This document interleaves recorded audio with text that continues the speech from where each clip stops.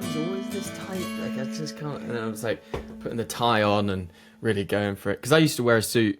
Well, I wore a suit all through school, and then like last few years of school was was actually a suit, and then uni I was like in sort of reservist, sort of military reserve stuff, and I was wearing suits, and then for years in my career I was wearing suits. So like I feel very like it's a flashback to a previous me. But the last few years I've just been Just rocking it. started working at tech companies that just did not care. And then Maybe this is the now correction, finding the sweet spot. yeah, I think to be honest with you, I like it. I think suits should be reserved for special occasions. I'm I not want to like see more suits on podiums in the running world. yeah. That's what I want to see. Yeah, man. Finishing an ultra and then just disappearing. It's like, where's Josh gone? And then And then coming coming back back with round in a a full boss suit. three piece. Yeah. I just need to get fit enough, but I'll do it. If you podium a major race, will I'll you do have, it? yeah, I'll do it. That means you have to take a suit to every race where you feel like you can possibly podium. Yeah, I thought about it in New Zealand, and maybe when I came 10th, that was a more of a show of like what I actually thought was possible. Should have backed myself in harder, packed a Yeah. suit. Maybe just wear the suit anyway. Yeah. Just stop at the last aid station. The final final drop bag has a suit in it. Dude, how you going? Good man. I am good. Very good. I'm pretty tired. There's been a lot going on, but it's all been good. But exceptionally busy. That's Um, that's a good thing.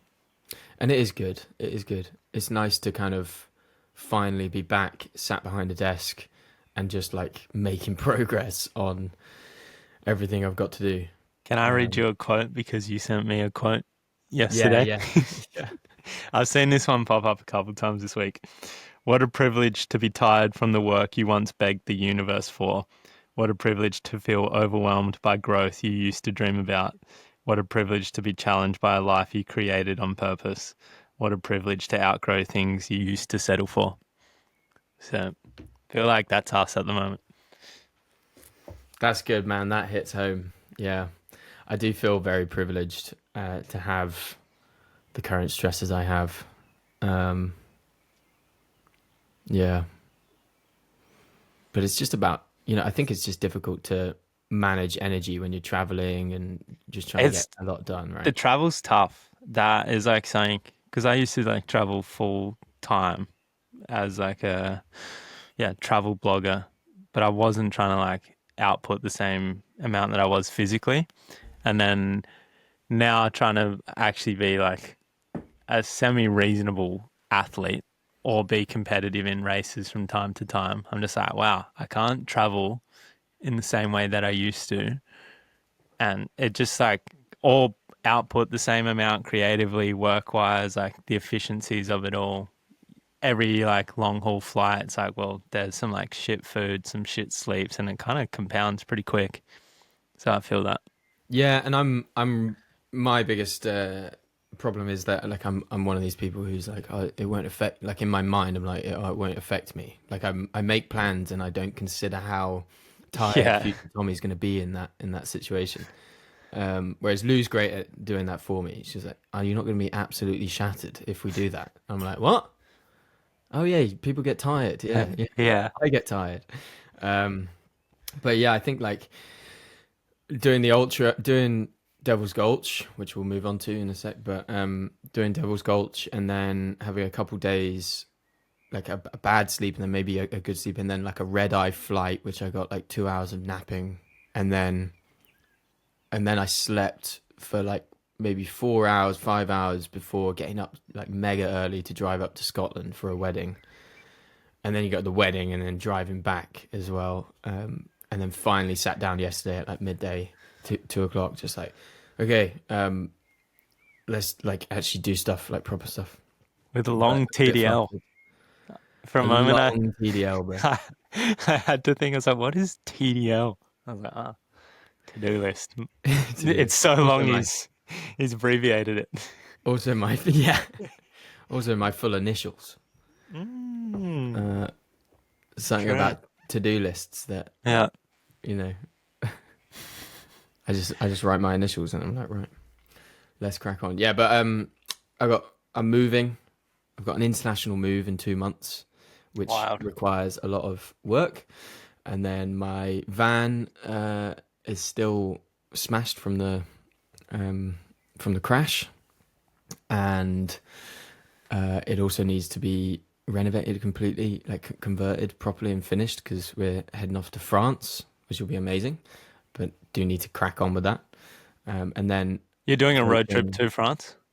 Yeah, going to see my Amazing. friends, Yeah. Grom and Clarice, who live out in the French Pyrenees. Amazing. So yeah, driving down there. And then yeah, just all the work stuff, like a lot on. So trying to manage it all, but it is just about getting it done. It's just with these things, it's just about Yeah. taking action and doing the thing. Yeah. Mitigating distractions, procrastination, and just locking in. Yeah, and just focusing on one thing at a time. Seriously. Well, I'm glad you're doing well. There Thanks, was man. a few episodes where I was like, oh, Tommy's in a bit of a rough patch at the moment. So Yeah, yeah. Well, we had some spin balls thrown at us, but trending up. trending up. How are you doing, man? I'm doing really well. I'm in Madeira, Portugal, which is one of my favorite places on earth. And yeah, I feel like a big focus for me here was getting strong. Like I obviously living in Melbourne haven't been running trails as much as I would like. Yeah, Madeira is kind of like my deepest trail running inspiration with with the culture here. I've situated myself in the north of the island, so I'm by a outdoor 50-meter pool. Like it's Oh, dilapidated, but nice. it's just like unbelievable with the backdrop. And yeah, back in the gym. So feeling like I don't know, I was kind of reflecting like I feel like in the last year and a half I've made like tremendous leaps and bounds creatively, online, even career. But to be like brutally honest, like not physically at the point that I'd want to be. And I was like, feels like this is almost like my own little training camp at the moment. So Oh, nice. I'm doing good. I'm doing good. Yeah, sometimes when we focus on certain things, we kind of have to let other things be neglected a little bit, right? Yeah, I guess it's really the only way, which is like it sucks, but if you really want to sink yourself into something, other stuff will fall off whether you like it or not. Yeah, I was thinking about this actually yesterday. I was last minute writing up my newsletter for Monday, and I made it about this exact topic because um, I spent like 10 days before Devil's Gulch almost completely switched off. There were a couple of times where I sat in a lay-by and hotspotted and did some emails and stuff, but pretty much I was just like allowing myself to just chill, not think about it, switch off. Everything can wait, and that's actually a big step back. Like since November, I haven't stopped at all. Like since quitting my 9 to 5, I haven't stopped, and I've just been working on trying to put out this coaching offering, trying to, establish brand partnerships so that this podcast is viable and all this sort of stuff, and loads of stuff behind the scenes that is just like constant work. I haven't really pulled my foot off the throttle, but I knew that if I was going to do this 100 miler, high altitude, hot, hilly, really difficult, I needed to just like focus on that. And so I kind of allowed myself to just focus and not feel guilty about this massive imbalance of just paying attention to one thing. And now, obviously, it will swing back the other way. The pendulum will swing, and I'll be focusing far more on other stuff and not my training and not like completing a 100 miler.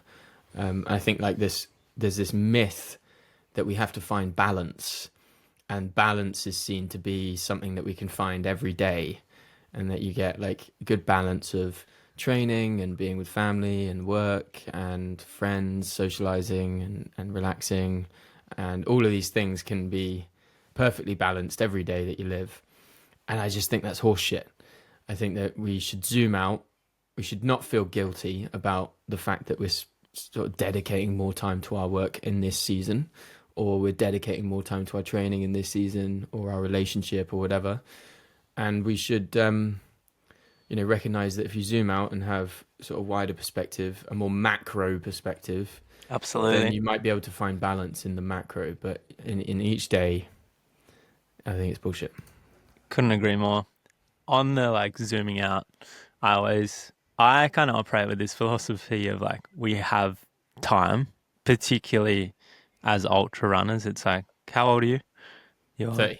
30, I'm 29. It's like we've got so long in this game if we like look after our body, if we keep our love for it. And then I think either the guy that won Hard Rock or maybe podiumed was 49 years old. There was a Um, was he? Is he? He's like Scandinavian, right? I think so. Damn, this Or could have actually no. just been my show and tell. Yeah, Damn it. But no, yeah, but he yeah, was older. yeah, for sure. Um, and I was like, what a weapon. It's very common for endurance sports to Yeah, be more popular for older people. I remember when I started getting into triathlon like 10 years ago. This was sort of the dude, uh, it's the guy turned 50 today. oh, happy birthday! Happy birthday, Ludovic Pomeray. Amazing. Where's he from? So that I can just be Uh, embarrassed about calling he's him. yeah, I know. Where's he from? He's from France. Oh, he's French. Okay. Yeah. I thought he was like Norwegian or something. Yeah. I don't know Okay. how they say Ludovic Pomeray. Yeah. Who But knows? dude, I was like Wow. Yeah. Amazing. 20 we got 20 good years of running ahead of us, brother.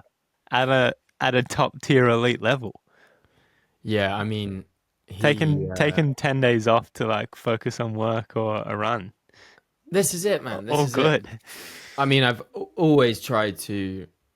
Well, not always. In the last few years, certainly. I mean, when I started running, I wasn't like this, but since maturing a little bit, I've recognized the importance of playing the long game. It's all about that, and I want to be doing this forever. So, um, yeah, any decision you make, I think at the finish line of Devil's Gulch, I was chatting with had come up to me, and unfortunately she DNF'd, and um, the decision that she made to do so was because was just such a wise one. I was just like, you got to play the long game with these Yeah. things. Like it doesn't matter. It's just one race. Um, yeah, man, cool. Alrighty. As predicted, I knew we'd go on tangents. I've already lost track of our structure, but Yes, so structure our, is our show well. and tell. What do you got for me? Yeah, well, we're gonna just spend 10 minutes updating each other on what the crack is, what's going on. But I do have a show and tell. I feel like my show and tell is quite obvious, but I was like, you know what? I'll do an obvious one. It's the same as last time, kind of, but it's my belt buckle for Devil's Let's Gulch. go. Is this Here we your go. first belt buckle? Yeah. Are you gonna wear it? You gonna attach it to a belt? I don't know. I don't think so. Probably not. There it is. Dude, We also is got. it worth running 33 hours for a belt buckle? Well, let me explain. So here we go. Got a coaster as well with the map on Nice. it. You got to give it a little tick. You haven't ticked the checkbox on the coaster. Oh yeah, I do. Yeah. Don't want anyone who Man. puts their coffee on this to think I only did the half.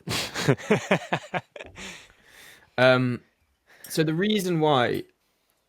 So one of the reasons why doing like an American ultra, an American 100 miler, was so captivating for me and like so important for me was the belt buckle.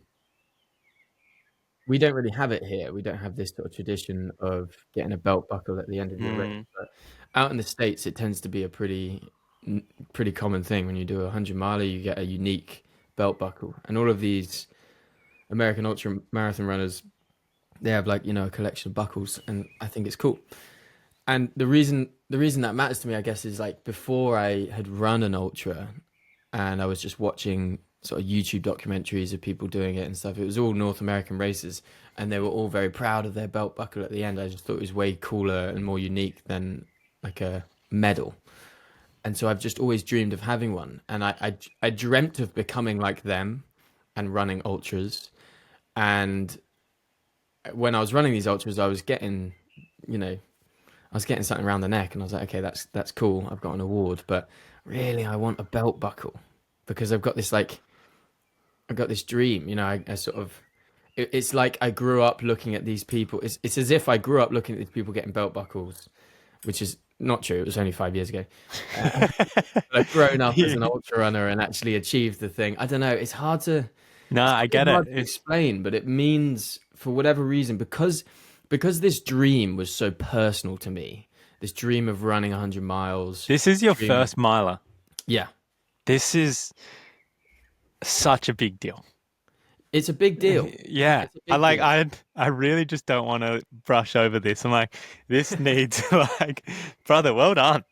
Thanks, man. We can't be like the thing that we kind of crucify and just brush over such a tremendous effort. Like I I actually want you to appreciate get that. a little bit of praise here. Like Thank you, man. this Thank is you. Thank epic.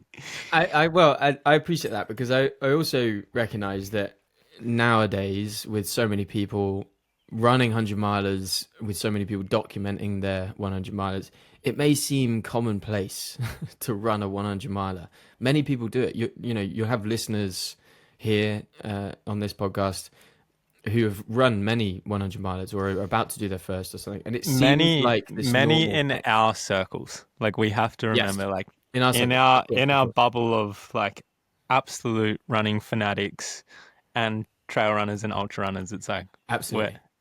we're in the nucleus of 100 milers. Yes, and that's really what I'm saying is like within our little echo chamber of running enthusiasts, for sure, it's become a more normal thing. But it also has grown as something that is of interest to people. And so for me, I've been doing this stuff for I've been running ultras for like 4 or 5 years. I've done like 12 of them now, and I still feel very early on in the game. Mhm. But I do also feel like I've got experience in it. Um, and doing a 100 miler for me, it's not like I sort of did it within a year. Like I really took my time to build up the distances, to find the right one. And, 4 or 5 years later, I've Yeah, I managed was gonna to say, actually do would it. you say it's been a 4 or 5 year 4 years. journey? 4 years, yeah. Yeah, yeah. I had signed up to UTMB, but I DNS'd because I had an injury. Yeah. So it has been a longer journey, but I've liked the longer journey. It's been personal to me. And let's not forget 100 miles in the mountains is insane. Like it is an incredibly long distance. I was Um, explaining this on my podcast yesterday. There's kind of this very loose rule for every 100 meters that you gain in elevation is like the equivalent of running an extra kilometer. So, like on the weekend, I ran a 25-kilometer run in Madeira, but it had 1,900 meters of vert. mm, And I was out there for 4 hours. And I was telling the people in my podcast, I was like, the equivalent of that, it's not completely accurate, but that's like running an extra 19 kilometers if I was out for a flat run. So I basically ran like a 44-kilometer effort if I was going for a slow jog on road. And that's why like something like Madeira, where it's like 115K and 8,000 vert, is like if you were just out doing a track effort where you're just running laps for 18 hours, you'd probably cover 180 or 190K. But yeah, 100 miles in the mountains. Like, how much vert did you have? it was well on the map. It was 6,300 meters. Yeah, It's like 20,000 feet basically. And so we're looking at. I think I clocked like 6,100 or something. yeah. So Um, like, take this with like a grain of salt, but it's kind of like a 200 plus kilometer effort if you were like flat running. Yeah, I think it's a helpful way to communicate it for Yeah, sure. And I mean, like to be honest with you, the what the elevation does as well is you're just out there for so long, so long. I mean, I didn't have a perfect race. I'd be a fool to expect that things would just go swimmingly. But it was exceptionally hot. Um, Reached heights of 38 degrees Celsius, which I think is, hot uh, yeah, it's over 100 degrees Fahrenheit. Fahrenheit. And someone said to me when I was out there, we were laughing about Fahrenheit and Celsius and how Celsius makes far more sense. And he was like, Fahrenheit is just basically a percentage of hot. I like that. So when it's 80 degrees Fahrenheit, it's like 80% hot. Percent hot.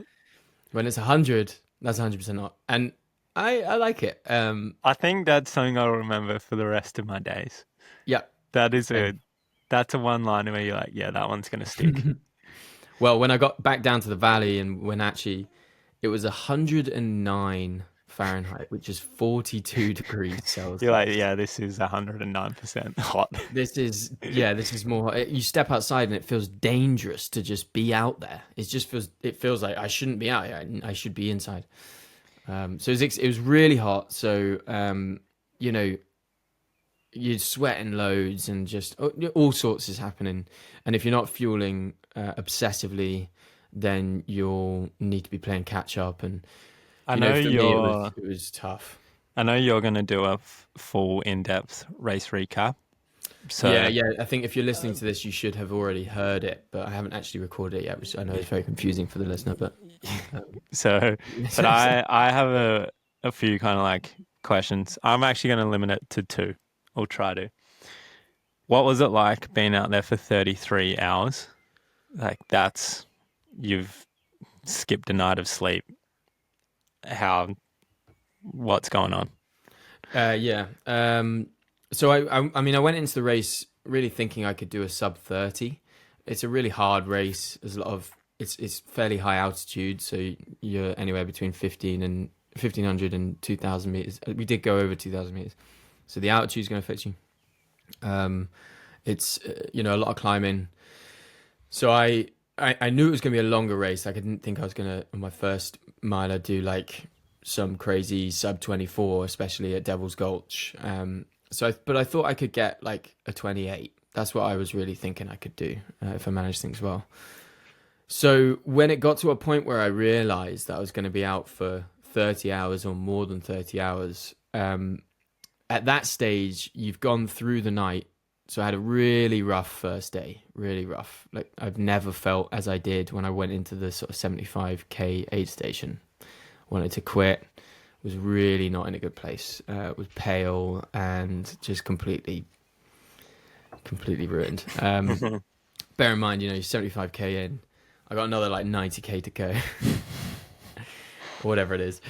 And so I'm struggling at that point.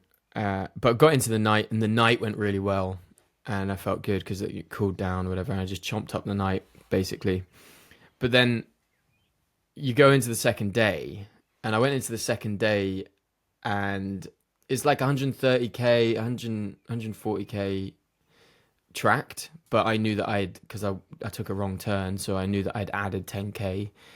So I was looking at I was getting to 170. I knew it was going to be like 175 ish, and so I was looking down the barrel at Wait, like sorry, 20 say to that again. 30k. It was going to be Okay, yeah, 100. sorry. So I had added 10k on because I went wrong. Oh, damn. Damn. Yeah, yeah. That's Um, a oh bro, God, that so I hurts. so I went into the 75k aid station. I was completely ruined. And then I managed to rally. I spent a long time there. Like I spent about an hour just like chilling, eating, cooling down my core temperature, like Yeah, all this wow. stuff.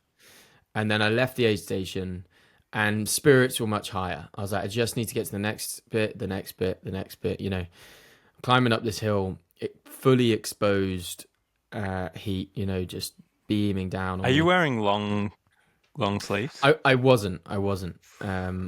I think next time I might, but Yeah. we'll see. Um, and then there was this water point, and it was basically there was a direction off up to the left and off to up to the right. My watch told me to go right, so I didn't even think about checking the signs or anything. So I head off up, and basically at 5k up this hill, probably 400 meters of climbing, 300 meters.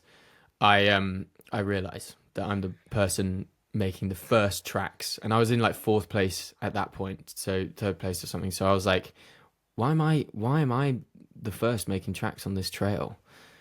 And then had this realization and had a meltdown, and then went back down No. and had added about 10k. And then Oh, carried on, and it took about 2 hours, that 10k, maybe an hour and a half, dude, and that then I carried hurt. on. I'm Yeah, hurting listening to that. Oh, fuck. it was heavy, man. It was a mental struggle. What did the And so breakdown look like? I knew there'd be more than two questions, so that's the my breakdown bonus of one. what? Of Tommy. When Oh you're like well, 5K and just being like, I've gone 5 kilometers the wrong way and burnt an wow. hour. I didn't know how to think. I was like, initially, I was like, that's me. That's it. That's me done. I'm going up to the wrong aid station here. If I make it up to Devil's Spur, this aid station, they're going to be like, why are you here? You Hmm. haven't gone to Horse Lake. Um, so I'll be disqualified or sent all the way back or whatever.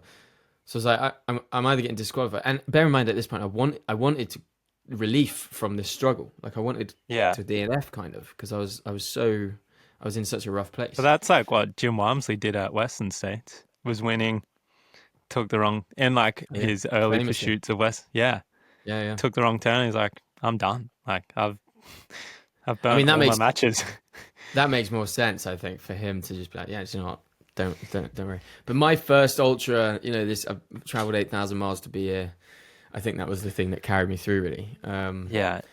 Anyway, I'm giving you a really long answer, but basically, because of a load of reasons, it became apparent to me that it was going to take much longer than expected. And I think it was on the second day where the heat came back. Sun rises. Hmm. It's 6 a.m. and I'm looking at basically 30k left, and it feels like the home straight.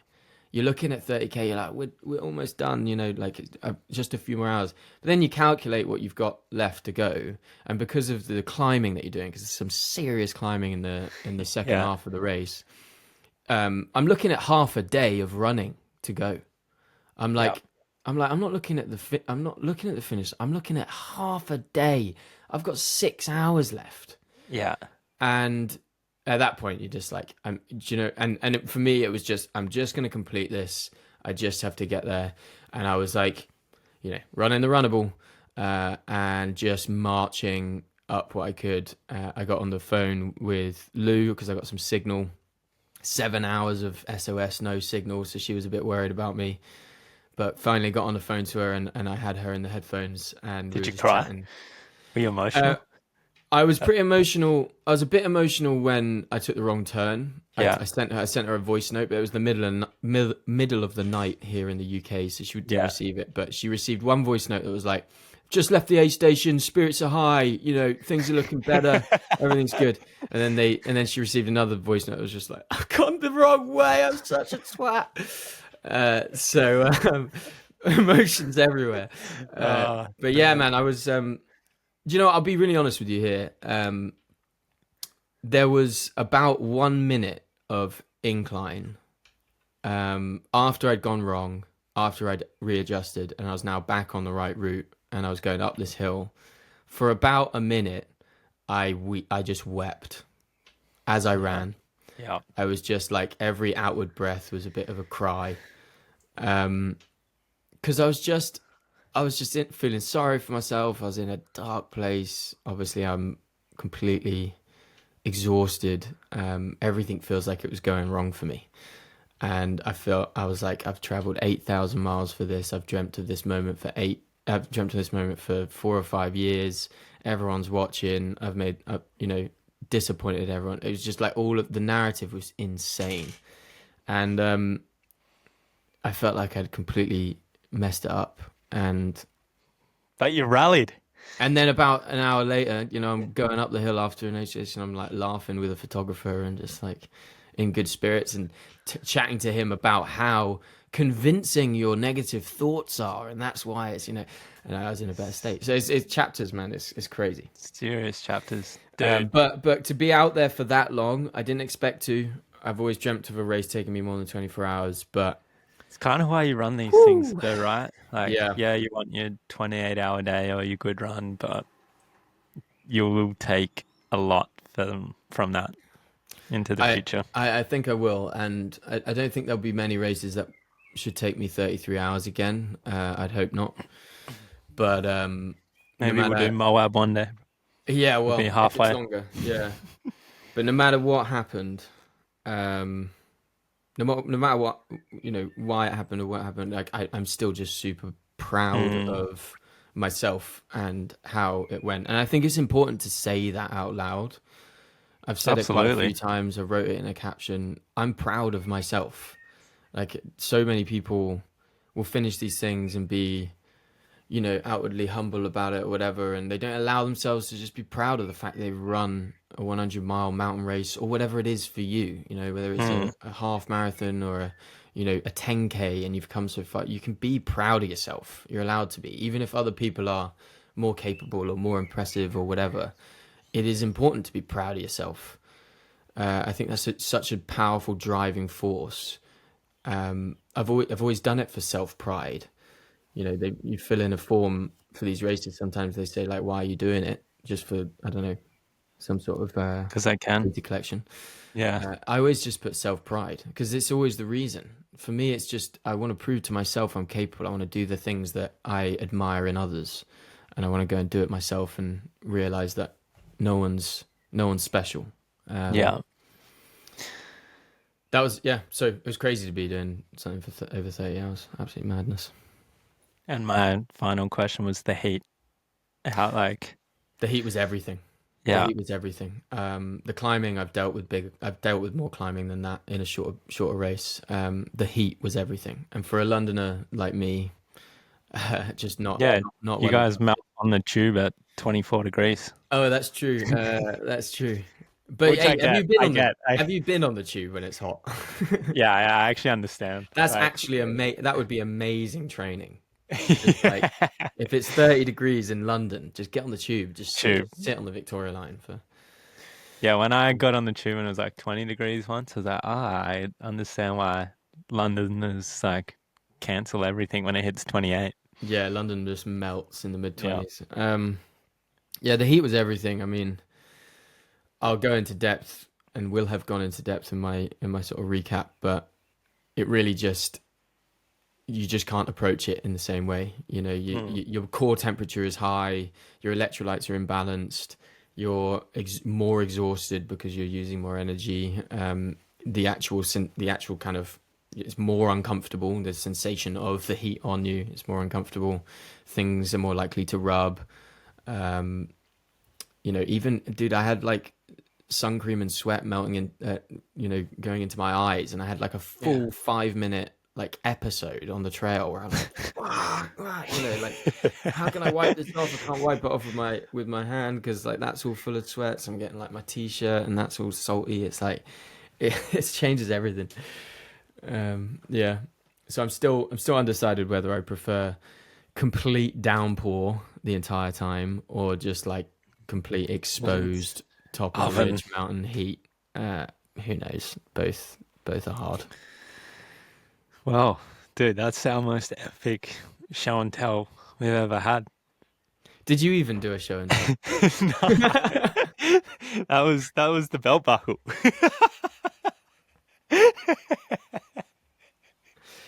Well, what's your show and tell? I love seeing our once this like uploads to Spotify and Spotify does the auto chapters. And like this, this chapter will be like 3 centimeters, and then my Yeah, little yeah, one's gonna be like a tiny slither. yeah. My show and tell is a Madeiran Paliero, so that is the stone cottage which you can see in the background for those that can see the video. I'm in a region called Chao de Ribera, which is kind of on the fringe of a like UNESCO like protected zone. Not sure if it's officially UNESCO, but deeper into the valley is UNESCO. For anybody that has run Madeira, it is at the bottom of the Voltish descent. So you would have done like 1,000 meter descent from the top early in the valley, and then you run through this area, Shadow Bear, and then you go up another like 1,300 meter climb. Wow. Absolute like belter of a climb. Nice. But one of my best mates has bought up a few little plots of land, and they have these things called palieros, which typically were to store potatoes in, but you can like buy them, you can convert them. They don't have really many windows, but it is just like the most beautiful form of like humble mountain living. So Mm, one nice. day I would, yeah, on my mental mood board, would love to own a Paliero in Madeira that I can just stock up with hiking poles, running shoes, and yeah, whatever else, vests Yeah. and rain jackets. So whenever any of my friends visit, I can just be like, "Yep, go here. You've got all the mountain running supplies you need." And so that is what these stones are in the background. Nice. That's the dream, isn't it? To have like Yeah, a toy shed yeah, with like just trekking poles, spare race packs. yeah. Just a place you can go and do a training camp. Yeah, yeah, So yeah. Nice. You mentioned you have like a bit of a special relationship with Madeira, or it's sort of yeah, it's it's just like it's really developed over time, but to the point that this time when I said I was going to Madeira, I was like, yeah, the energy there is sacred for me. And I started coming to Madeira in 2022, and my friend Jackson moved here in COVID, essentially. And he was just like, after 7 years of like traveling full time, he's like, Madeira kind of embodies everything that you love about the world. He's like, it's got trail running, it's got epic ridgeline, it's got amazing beaches. The culture here, like outside of football, is like they just live and breathe trail running. The people are kind, like there's good food, it's the European culture, good weather. And so I started coming here. Then I met a bunch of locals and they like got me into races last minute. And then that's when I decided in 2022, I decided I was going to do Muet, mm, uh, the 115, which became like this 2 year project. But I came and did the 85. Then I like found this little cottage to live on the north. And then I call it the slab. It's just like a little concrete cottage. Again, not many windows, but it has a concrete roof, which is the slab, which is nice. great for sunbaking. It's pretty Yeah. much where I wrote my book. Well, It's I don't know, just there's something so simple about the north of Madeira that is like really energizes me. And yeah, the people here are like always like want to take you out for a run. They want to show you something. And yeah, Madeira is now like this special kind of like place for me. So nice. here I am, just Yeah, it is a special place. I've been a couple of reinvigorating times. myself. Yeah, man. It is funny. There are some places that just connect. There are some Mm. places that just connect with you. And then also when you make that conscious decision that it is a powerful place for you, then it becomes even more so because Yeah, I you're kind think of so. looking at it I think with a so. different lens. Yeah. Love it, man. Well, we had a couple of things that we wanted to discuss. And this new segment, we're going to be calling it Triggered. Uh, Fresh edition. it's a fresh edition of Triggered. No, well, the point of this is just to kind of bring stuff that is worth discussing, maybe stuff we've seen online or whatever. And um, Josh, you had a really good topic, I think, about Yeah, loosely about plagiarism. let me pull it up. This episode is sponsored by Innovate. Born in the Lake District, they make my favorite running shoes.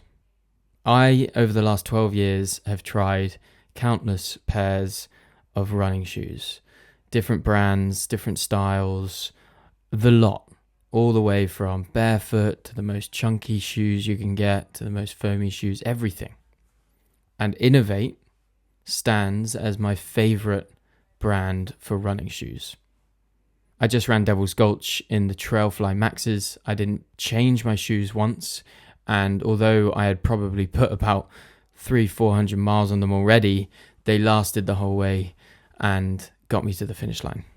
I am so proud to be representing Innovate by wearing their shoes. I think they're the best. I tell everyone they're the best, and I'm lucky enough to have a partnership with them with this podcast to promote them formally and tell you that they're the best. That is my opinion. The only way to form your own is to go to their website, innovate.com, INOV8.com, and use the code RUNNABLE at checkout for 15% off your purchase.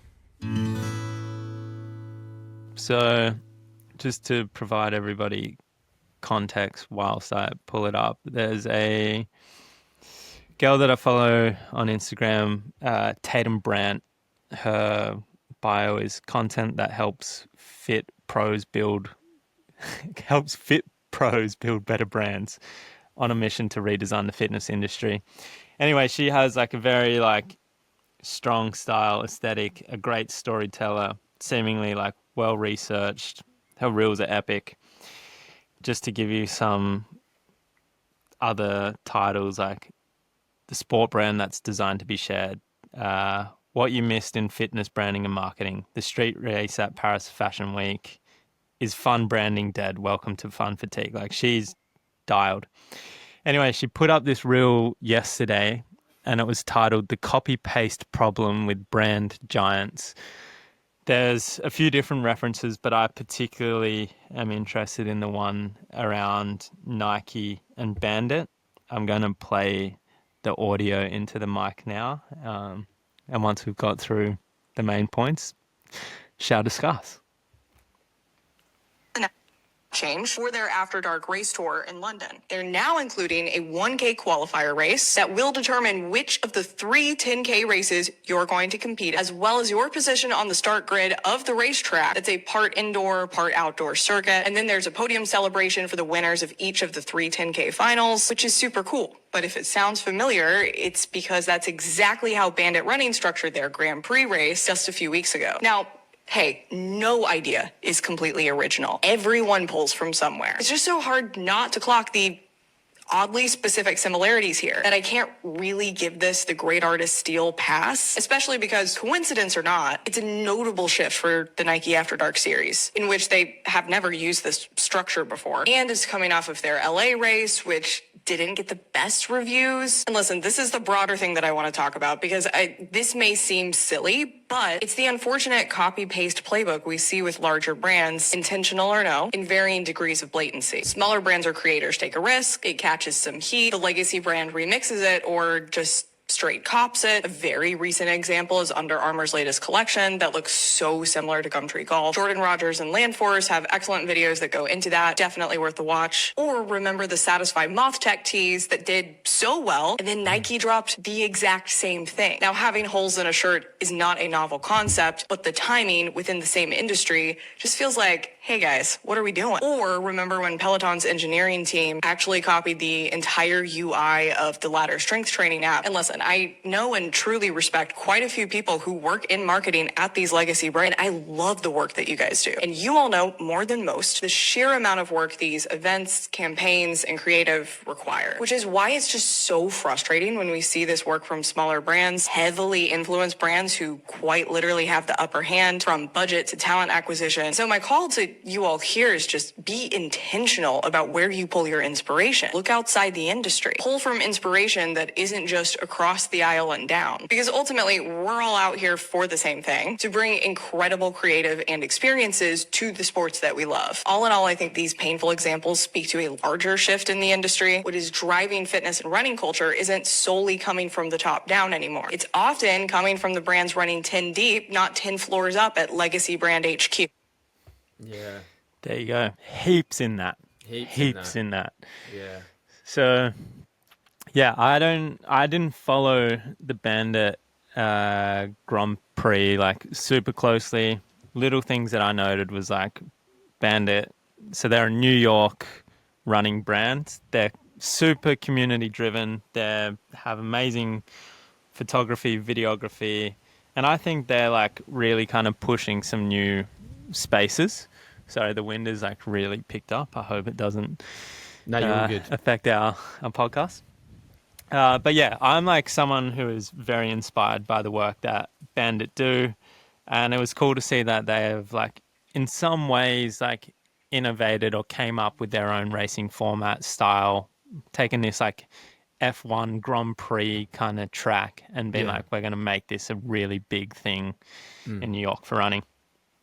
Nike After Dark, the premise that I loved about that was it was racing only for women. It was at night to promote like running in a safe place, empowering women, and it was it was pretty epic. It was interesting how Tatum said that there was some like negative reviews of that, and Nike have kind of pivoted. It's a shame to see that Nike have going off this video have just like pretty much copy and pasted Bandit's formula. Hmm. This is, I think, what I, rather than just using this example of Nike and Bandit to like riff on it, more so the bigger kind of conversation here is just like big brands either ripping off other brands or creators.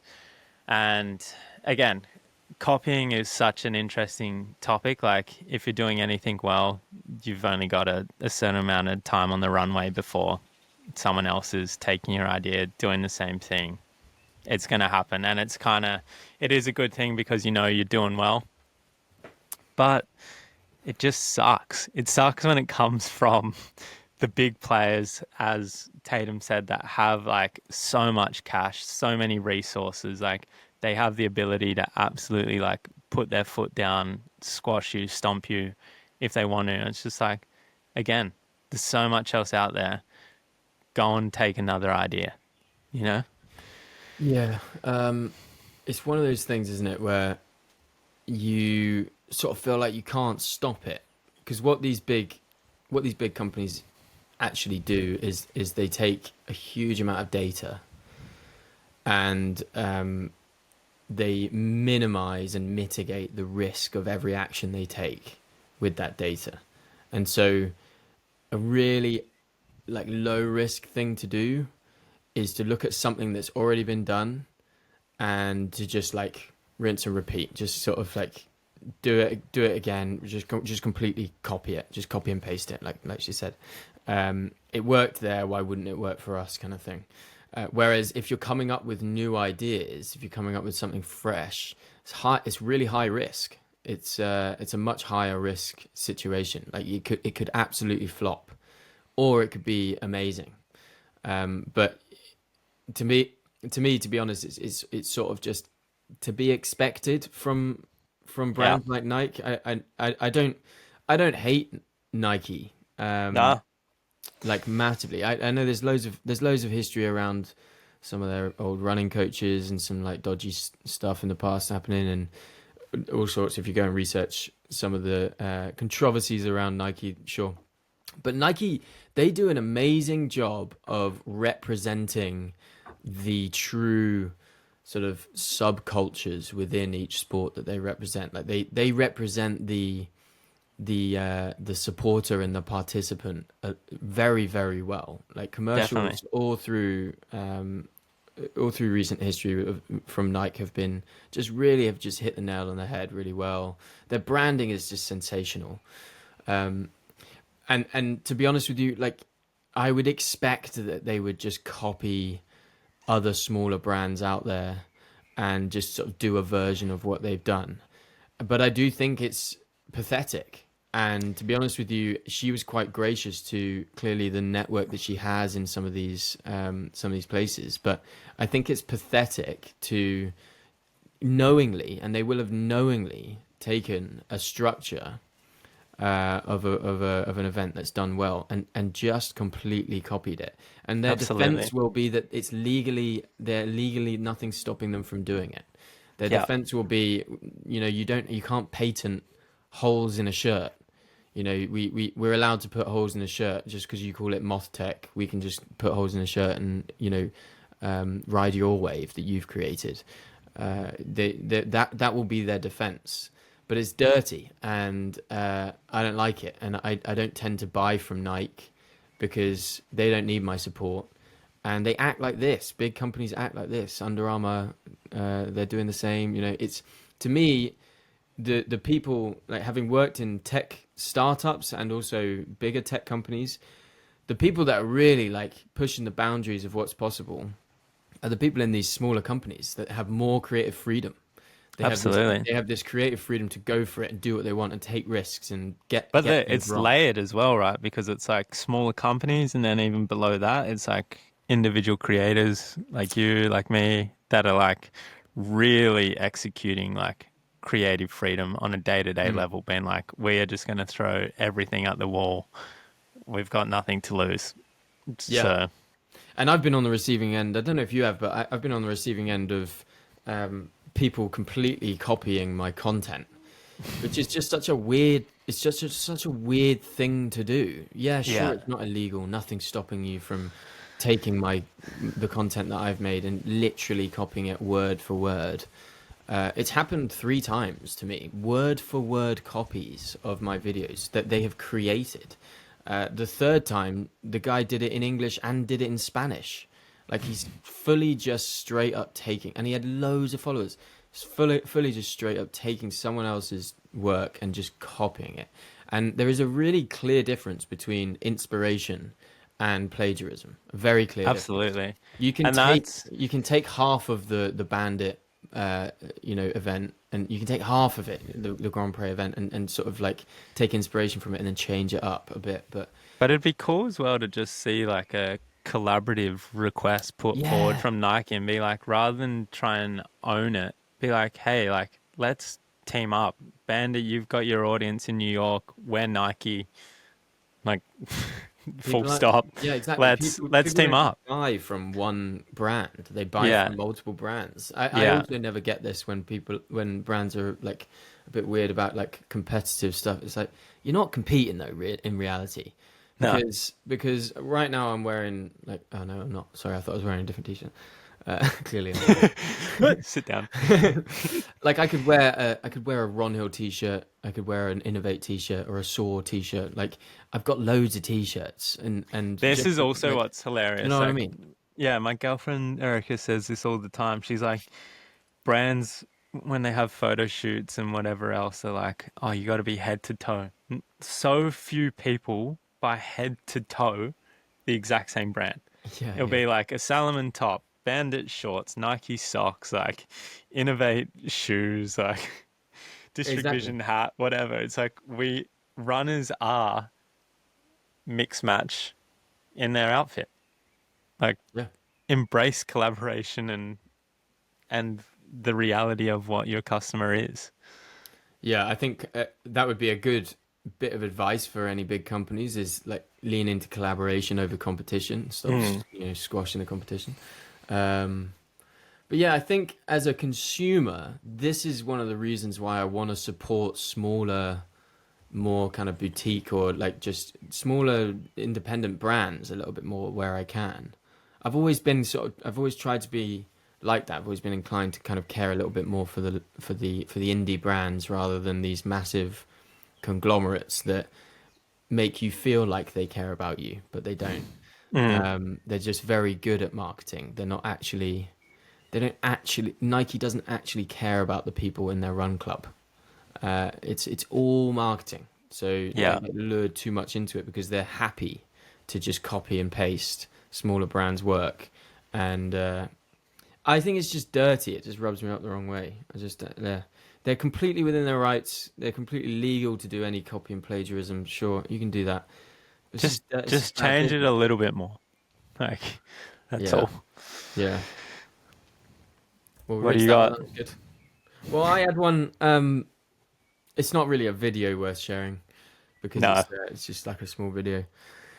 But it was this guy, another unpopular opinion. Can we all just stop doing unpopular opinions? It's annoying me. yeah. I also saw this on Being Substack. People will be like, "Oh, unpopular opinion." I'm like, brother, Stop it. that is a popular opinion. Yeah, Like often it's they the, are popular the opinions. actual opinion's not even unpopular. Yeah, I think the thing that annoys me about the unpopular opinion thing is it is like just it's a very good hook and it gets Yeah. attention. And by making it an unpopular opinion, what you do is you make the statement that you're making as unpopular as you possibly can, rather than going in with the nuance. You start with the like hook, which is Yeah. super aggressive, triggering for everyone, and then in the caption you say all of the nuance that you're providing. You know, like, but you're like, yeah, but you just put out content there that's just unhelpful. Anyway, this one was unpopular opinion. Many people may have seen it. Unpopular opinion: rest days are a myth. Now, there's loads of nuance to this, loads of nuance. I will just say off the bat that overall, I just don't think it's a good idea to tell people that rest days are a myth, because they're not going to approach their training in the right way, are they? They're gonna think that taking a rest day is a step back in progress, but it's not. I've just taken a whole week off, and I enjoyed myself. Great equation. Rest plus strength equals growth. Anyway, this, my take on it. If he listens to this, which he won't, but if he does, he might get annoyed because I haven't given him, any credit. Clearly, in some capacity, he knows what he's talking about. In his experience, he doesn't take rest days, but what he counts as activity is pretty wide spanning. Whether you're going for a swim or a walk or whatever, like there's a lot of movement that you could consider still work or still training, but in many people's eyes is actually rest. I've had a rest day and gone for a swim in the lake, but I'm not considering that not a rest day. I'm considering that a rest Yeah. day. So there, I think maybe I just consider it differently. But also, if you have been training for many years and you're well conditioned and you're at a point where you know what to do on how to recover, how to sleep well, how to eat well, all that sort of stuff, it is absolutely possible for you to never take a day off, because that sort of seventh day that other people would take as a day off, you could just do, a light jog or a couple of things, but you're conditioned enough to deal with it. And sure, then in that case, you don't need a rest day. It But takes the idea, time. It really takes it time takes to time. get to yeah. But the idea that you can tell anyone on the internet, you can just tell everyone, throw out information, and you can just say rest days are a myth. It's just nonsense. Like that statement itself, rest days are a myth, is nonsense. The amount of rest days that have been the best thing I could have done for myself at that time, it's uncountable. I've just had so many decent, proper rest days. You Come back need it stronger. to rebuild, to recover again, like to re-energize, to actually go out and get the most out of yourself. And my final point on this, and this is something that we could probably go on for a while because this is something that's been annoying me on the internet recently. I'm getting ready.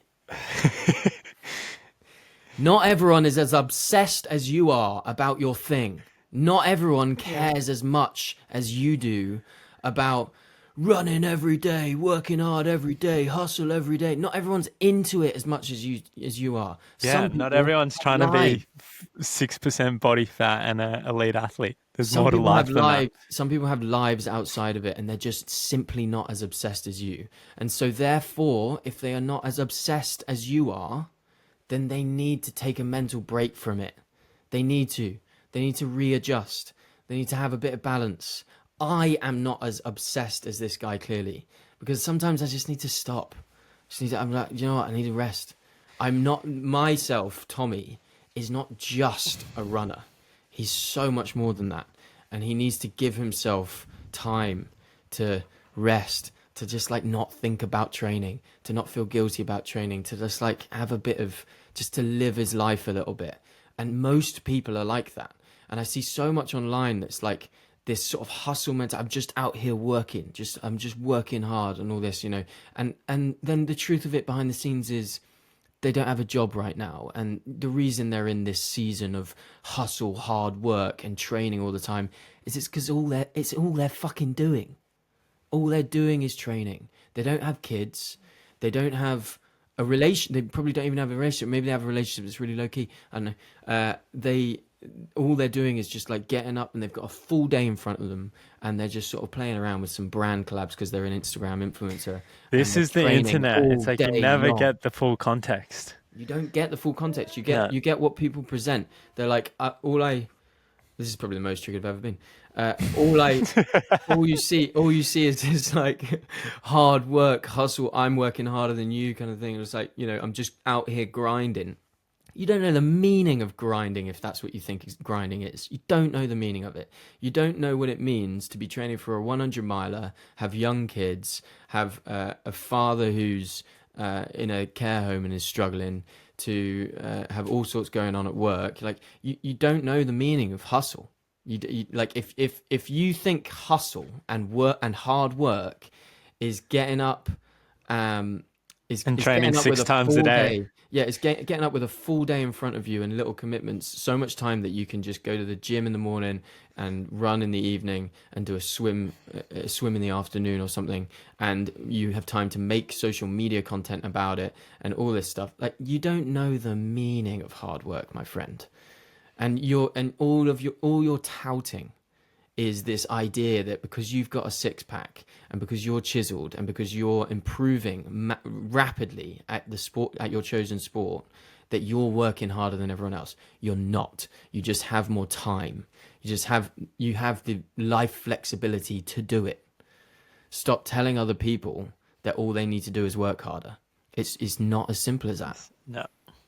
And it annoys me. Dishing out absolute statements on the internet is very dangerous. Yeah, and most people don't intend. That's not their intention. They don't intend to put off that message. They're not trying to tell everyone else that they're worse than them or whatever. They're just trying to put out this like hustle culture kind of stuff. That's their vibe, and that's fine. But it does annoy me when I know behind the scenes that they don't currently have a job. Yeah. That they are currently spending all their time dedicated. I also know this from personal experience. I know that when I was in exceptional shape, I was like really, I was doing well on the physical side of things. I was very unbusy. I had a lot of time to kill. And so that's like at the start of this podcast, I was like, yeah, when I was in riffing shape, definitely wasn't outputting the same, wasn't in a relationship, wasn't trying to build a brand, wasn't doing as much work as I am. Yeah, and look, there are some people who manage to do it all, and that's who I'm trying to lift up. I'm trying to lift up the people I meet at the finish line of a race who have just finished a 100 miler and they've got 3 kids there and they're and they've got like a full-time job and all this. I'm like, how are you training for this, bro? Yeah. And they manage it because they're epic. There are people that do this and they should get the praise. But there are also people, and these are the people I want to rant about, there are also people online on social media who make it seem like they're working way harder than everyone else. But the reality is all they are doing with their time, for the most part, is training. Yep. Anyway, rest days are not a myth. Yeah. Rest days are a really important part of your training schedule. In summary, have a day off. Yeah, and don't feel guilty about it. And don't let someone else on the internet guilt you into taking a rest day or not taking a rest day. It's like, embrace it. Go and have your hot chocolate. Stay on the couch. Clean out whatever you need to do on your rest day. Take it and fully lean into it. And, people who take rest days are more fun to be around anyway. So, yeah. Do you want friends? Or... Yeah. Do you want to be a multifaceted human and actually experience the full breadth of life? Yeah. Do you want friends or do you want to hang out with mentors and coaches? Yeah. You want some actual friends. Yeah. Not just people who are always like work harder, hustle. Okay. Fantastic. And now we breathe after being triggered. Downregulate.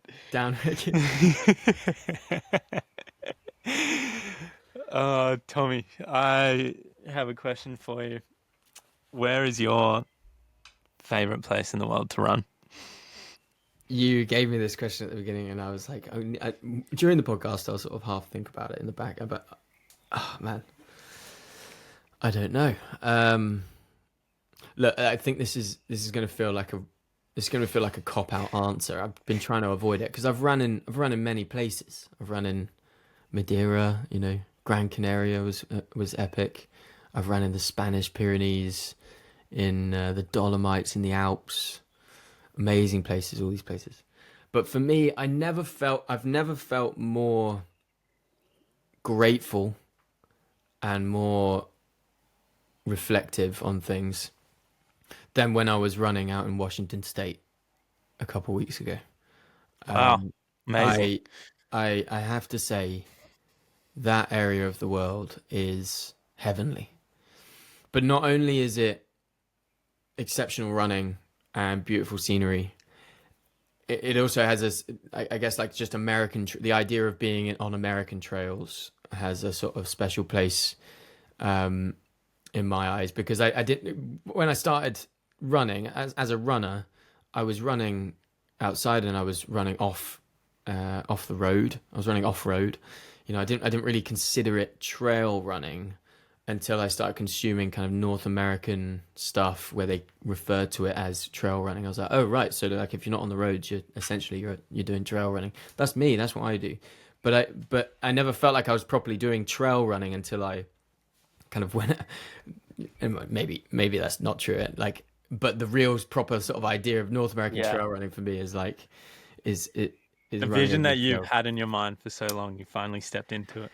I finally stepped into it, yeah, and even just running over even the rocks and the scenery and just like the very environment I was in, it felt euphoric at one stage. I've got some videos that like I haven't yet even posted on social media or whatever, but there are some clips of certain, I'm running down the trail, but just like holding my phone or whatever, just at my chest as I run, and I was just like taking it in. Um, and it's just world class scenery. I like really idyllic as well. Amazing scenery, turquoise blue water, blue sky, massive mountains, perfect trail. Everything was just like, Oh, yeah, Washington dreamy. State is like top left corner. Yeah, Pacific Northwest basically. Yeah, yeah, okay. Gotcha. Although I think I learned that technically Pacific Northwest is like the more towards the coast or something. But I Right. think, to be honest, they call it Pacific Northwest for the state up there. But Um, so where was Devil's Gulch? it was in the Eastern Cascades, so just near Wenatchee. I'm just like fully But where trying to put. where where is probably most beautiful, or at least where I went, there is the Northern Cascades. The Northern Cascades was crazy. You got like ice-capped mountains, turquoise blue water, next level trails, just silly. Yeah, wow. How about you? Dude. Where's your favorite place to run? It was, yeah, this question was really prompted by just being in Madeira and kind of as I alluded to at the start, like it is like a very um sacred place to me, and Mm.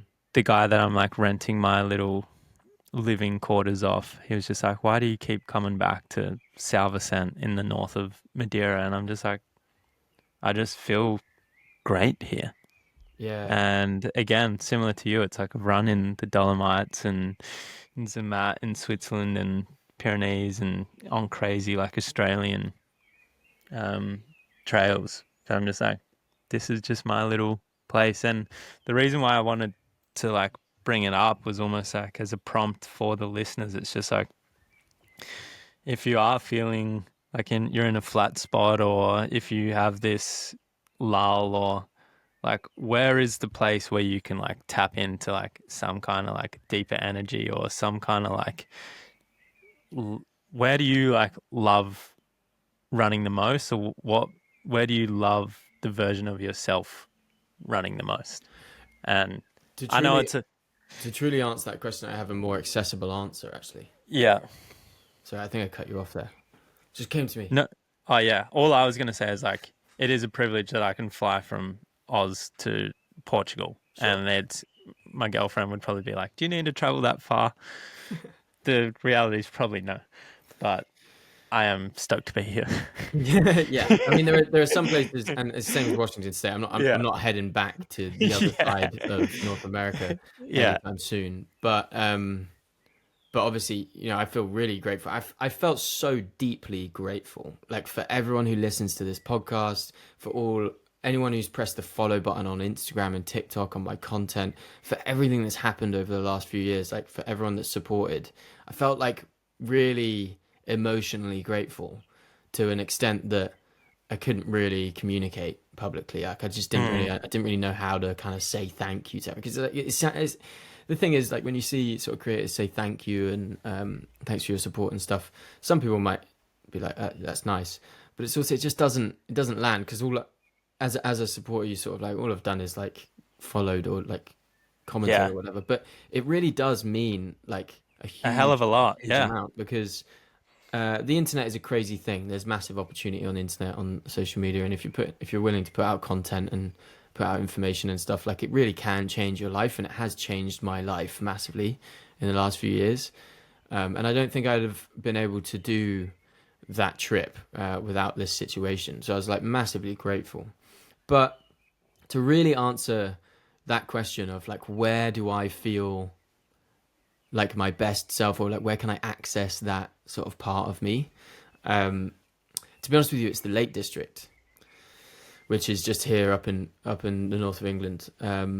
Many places in the UK that I've been and like running, whether it's Snowdonia, the Peaks, the Highlands of Scotland, wherever. There's even really nice places like Exmoor and stuff Hmm. down in the south. But for me, the lakes has a really special place in my heart, and Lou knows this, but uh, we've got this like underlying kind of argument about whether no disagreement about like living there, because it just rains a lot.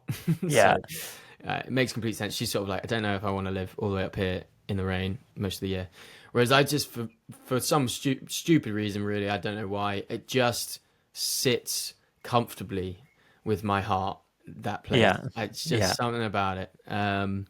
So I could, if I really desperately needed to feel that self, I would head up to the lakes and run around a few of those fells.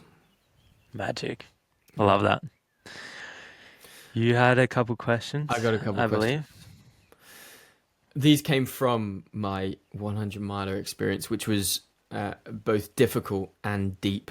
Spiritual downloads. Here we go. It was big. I learned a lot about myself, about all this stuff. But I have a question.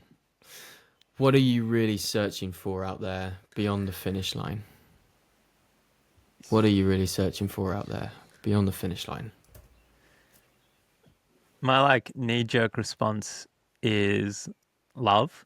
Um, but it sounds like quite a random answer, but I would say it's like love and inspiration. It's like and it's not from a place of like lacking love. It's just like I want to just like see the full capacity of my like body and my potential in my mind, and just love that. It's hard to explain, but almost like love that version of myself for like, because to get to a point in a race, it's like you've had to give yourself like so much love in terms of like fueling properly in strength training, in running. It's like every time I do like yoga or Pilates, I'm just like, oh, thank you for doing this for your mind, for your body, for yourself. And when you're in the absolute like trenches of a race, you're just like, damn, like you really gave a lot to yourself to like get yourself to this place. And it's again kind of this like deep gratitude of um yeah, I'm alive, I'm powerful, I'm strong, like I'm capable, and kind of like, yeah, searching almost for that proof in self that you can do incredible things. and then yeah, inspiration, whether it's questions like this or reflection or nature. I like that's on a more like surface level answer. For me, running is like massively about exploration, like outwardly the environment, the trail, and then internally like exploration of the mind. Yeah, I guess that's what I search for. Yeah, I would give a pretty similar answer. So, struggle to add too much more. I mean, like for me, I really don't I don't do it for the finish lines, although it is a real ambition of mine to get to the finish line, of course. I don't do it for that. I do it as much as I don't want to be in the scenario when I'm in it. I actually do it for the scenarios that happened at Devil's Gulch, for example. The moments where you've gone 80 kilometers, 85 kilometers, or whatever it is, and you have felt like you've never felt on an ultra marathon before, thinking you're going to quit, looking down towards 90 more kilometers left or whatever it was, and then turning the wrong way and being just in this state of despair. I do it for those moments because how many people are in those moments? How many times in your life voluntarily are you choosing to be in that situation where you're just completely at your wit's end with something, or you're completely exhausted and you just have to somehow find the reserves? You're never there. You know, the only time you're there is like in unchosen suffering, you know, which is inevitable. We'll all go through times where we will suffer like an incredible amount, and it is the tragedy and truth of life that you will have to face scenarios that are really, really hard. Life is suffering. Yeah, and you don't want to, but how will you react? How will you act in those scenarios? You know, will there be something in you, at least a little bit, that you've trained in yourself to recognize emotions, or to recognize that you're more capable, or to know that you can take another step, that you can do another thing? You know, you can actually just take on today, and you can choose to have another day, and then you can choose to have another day. You know, there are dark places that some of us have really been, that are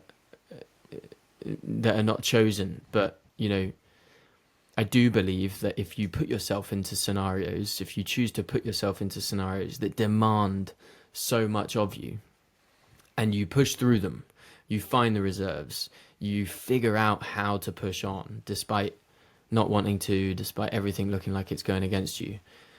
I do believe that overflows into your life, and I think that Absolutely.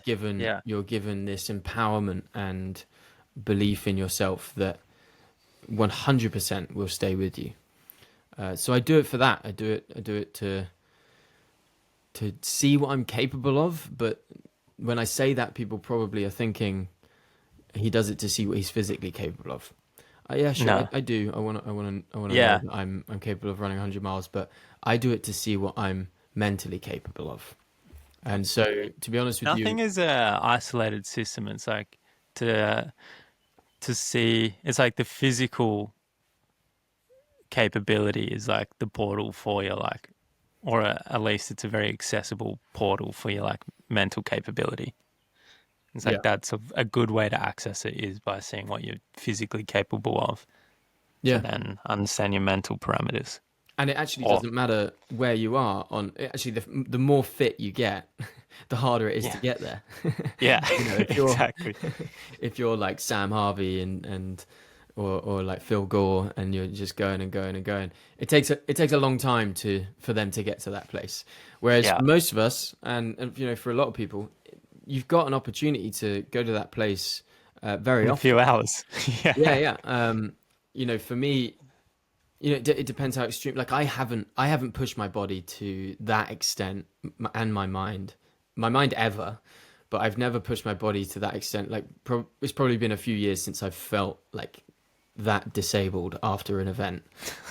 Like I was hobbling for a good sort of, yeah, for a while. I recovered quickly, to be fair. But it's been a while since I've taken myself there, and I think that I love that. I love the pursuit of really going to the extreme, because it's difficult to explain. It's difficult to kind of communicate to others, but you learn a huge amount about yourself, and the only way to do that is to go and do it.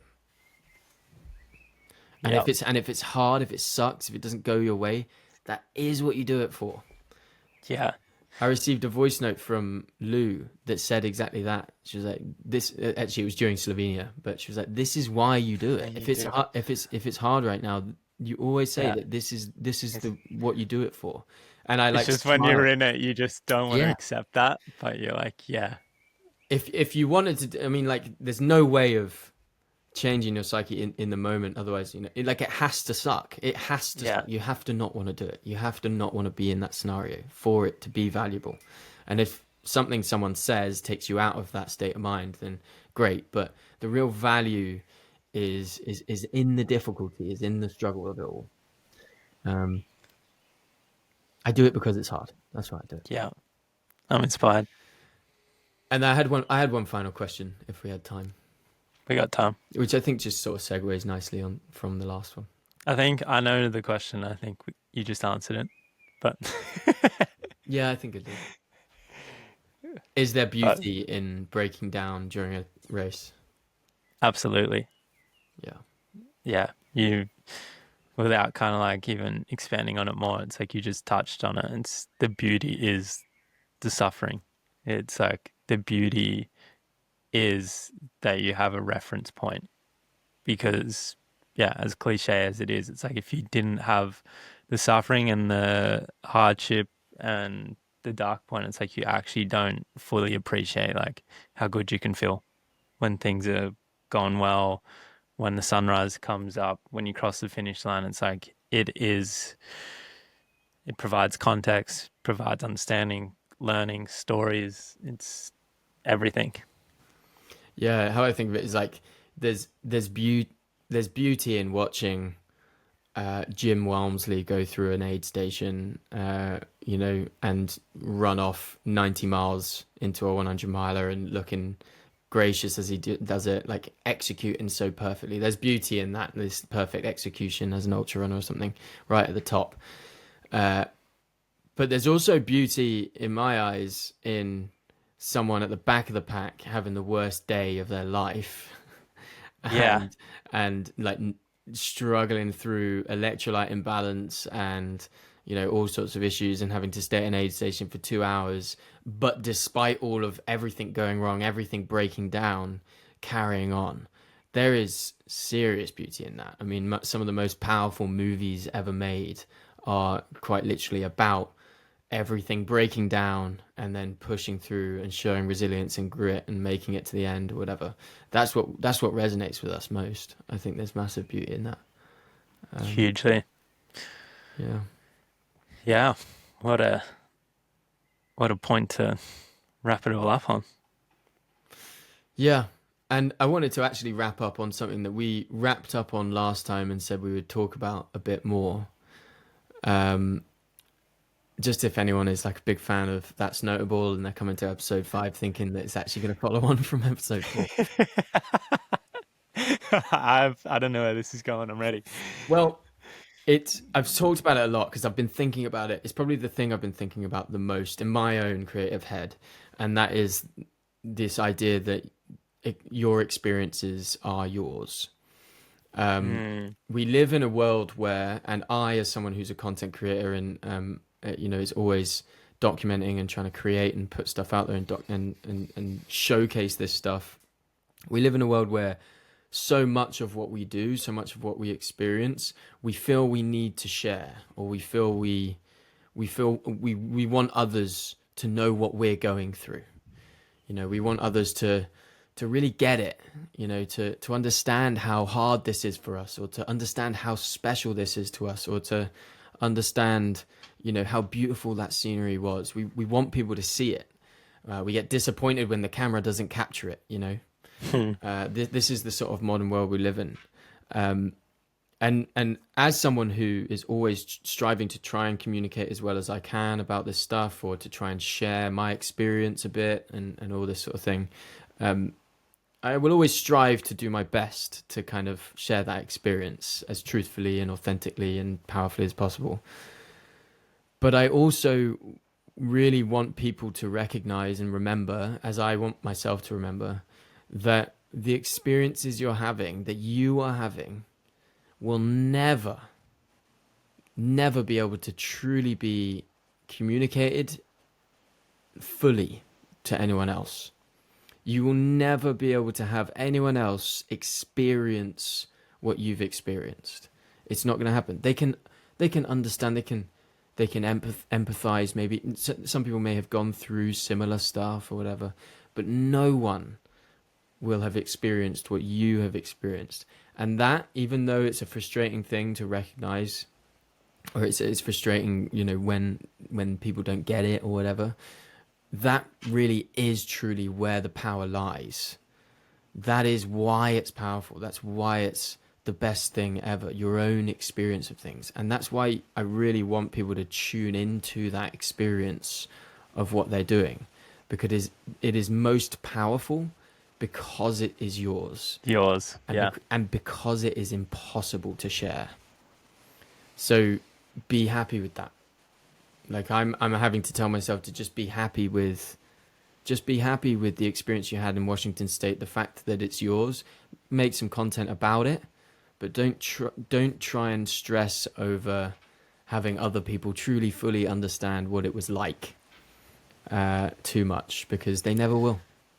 Yeah, and I think the power is encouraging people to try and have an experience of their own rather than live yours and feel everything that you felt. It's like, give them the tools to go and run a 100-miler or a 10K or an adventure or whatever it is, and be like, yeah, that's the magic to tap into. Yeah, well said. All right, well, it was a good one. Yeah, really good one. 5 of That's Notable. We'll be back on the final Thursday of next month for episode 6. I'm really hoping, I'm going to manifest this, that for my show and tell next month, we'll have the running bag that I've been creating. So to keep some kind of continuity like you just did then, hopefully next month I've got my own piece of running kit that I've made as show and tell. So come along for episode 6 and for a full review of my first sample. For V1 of Josh's running bag that he's been working hard on.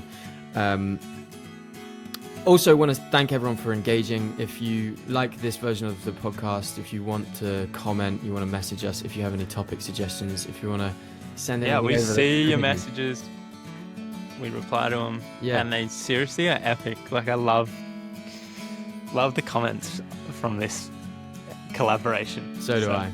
Yeah, it's a sweet part of the internet. Thanks for being here. Thanks for being here. Thanks for listening. Thanks, Josh. See you next time, man. Catch you, brother.